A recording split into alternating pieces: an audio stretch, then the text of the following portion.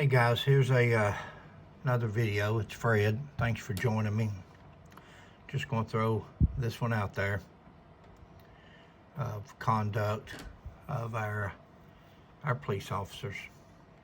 Take it for what it's worth. Police agency that arrests drunk drivers is accused of trying to derail a drunk driving case. Yeah, that case is against an off-duty state trooper charged with driving drunk and seriously injuring a man. Let's go to our chief investigative reporter, Jeremy Finley. Jeremy, the victim of this crash reached out to you. He did, Marius. As a result of this crash, he ended up in a coma for 10 days. But he says it's what's happened after the crash that makes him believe the THP is trying to protect one of its own. We got a car wreck on Highway 12.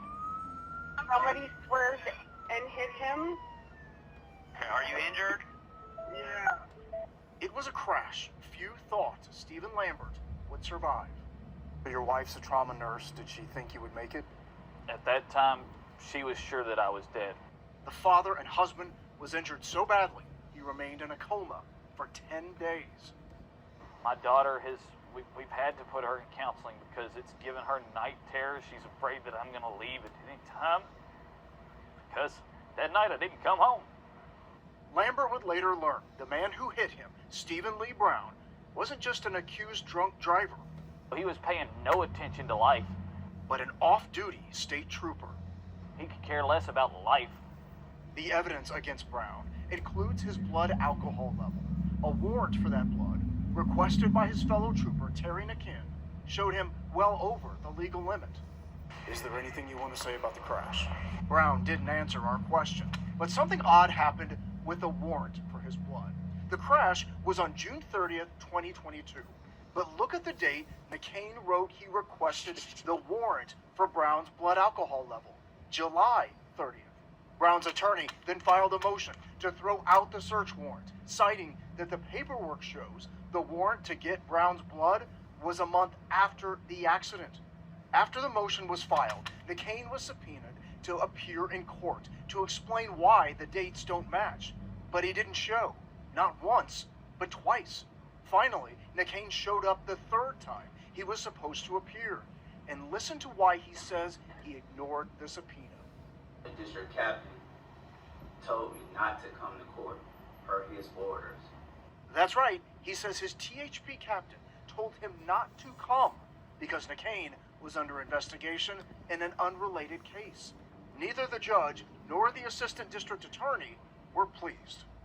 I'm concerned that apparently this individual was told to ignore subpoena from this school. The state is concerned about that as well, Your Honor. When the trooper didn't show up to a legal subpoena, alarm bells start going off again.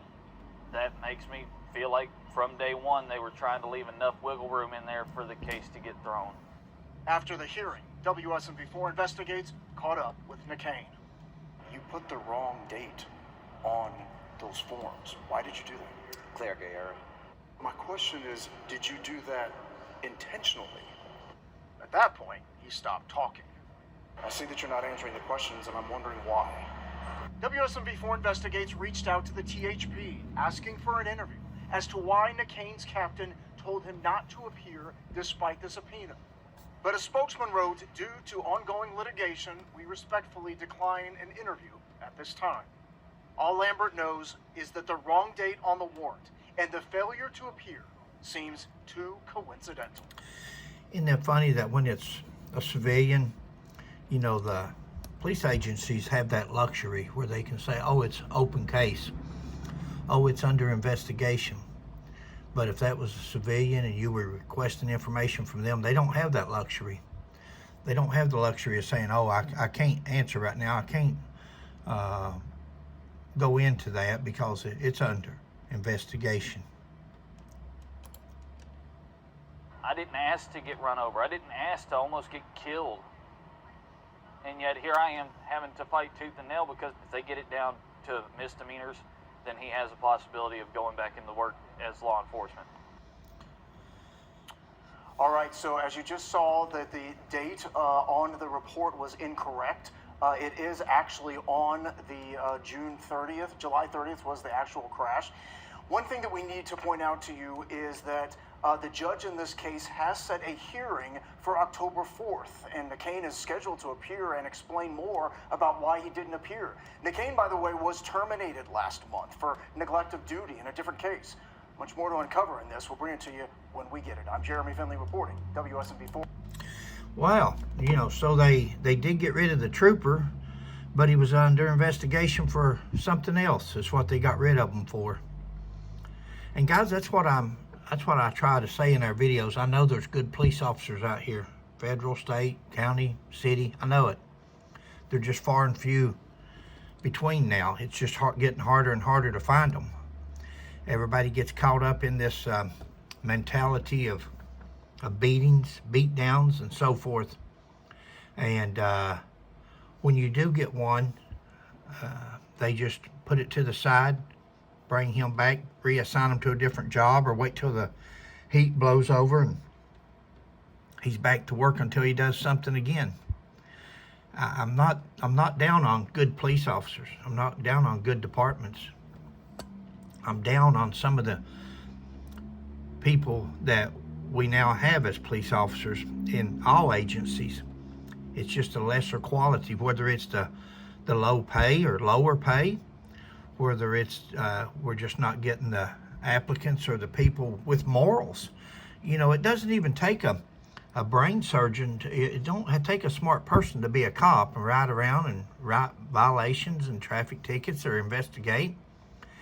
It doesn't, but it does take morals, because in that badge comes a lot of responsibility, and people put a lot of trust in that uniform and badge. You know, we were going to do a segment, Sheila and I, on the other channel, Hatfield McCoy Museum Adventures, or FS Investigates. We were going to do a video. I'll just go ahead and tell you. But we were going to go get a thug, somebody that's got a criminal record, somebody that's dropped out of school. We had a fella in mind that's a good friend of mine that works for us and stuff, and periodically, good-natured fella.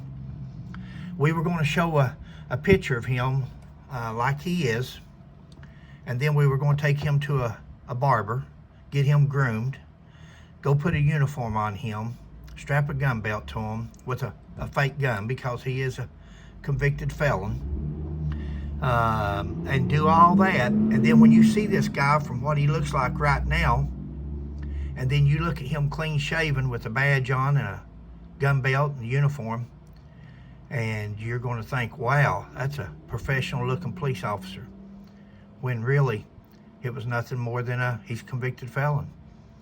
So that uniform and that gun and that badge can be deceiving to a lot of people. It's not, that doesn't make the police officer. It's that heart, it's that character, honesty, integrity that's instilled in that person behind that uniform.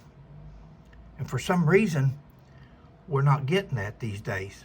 Maybe it's low recruitment, maybe it's we don't have a lot to choose from, but that should be the utmost important thing that recruiters look for, is integrity.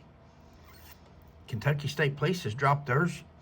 Used to be 2 years of college. Now it's a GED with drug charges, with arrests, former prior arrests. You can still qualify to be a Kentucky State Trooper. And that's sad. And I'm sure it's like that. I'm sure Kentucky's not the only state, but when we drop our standards to that, guys, it's Fred. Please like, subscribe, and share. Thank you all.